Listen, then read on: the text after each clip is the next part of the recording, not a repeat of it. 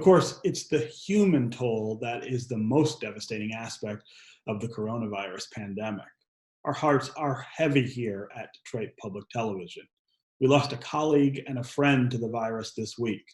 Marlowe Stoudamire was a passionate leader in our community and a tireless promoter for Detroit and its residents. Talk about the Marlowe trajectory was a of your frequent career guest on from this the beginning. program and he even filled in for me as So some host points on that maybe occasion. had some Marlowe inconsistencies. co-anchored Declined Detroit 23% Public in Television's the last 2 years. Emmy-nominated documentary By Pathways to underestimating Prison devastating and effects. moderated panel discussions for the station among his many other roles. He headed up the Detroit Historical Society's award-winning Detroit 67 project and founded a social media movement called Roster Detroit, focusing on changing the conversation about African-American contributions to the city's comeback.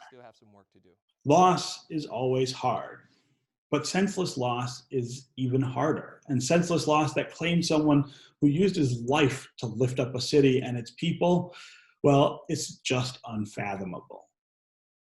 Anyone who knew Marlowe knew how much he loved Detroit and loved the people in it, and how much he was dedicated to celebrating the good and powerfully inspiring parts of our community.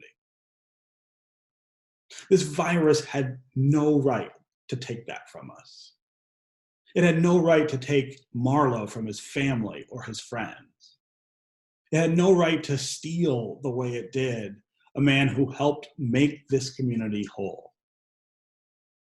But that story is playing out all over for all of us in some way right now. And this vicious mix of sadness and anger and helplessness that I feel, well, I think is just going to be a prominent part of the human condition for some time. The best I can do, maybe that any of us can do, is continue to take care.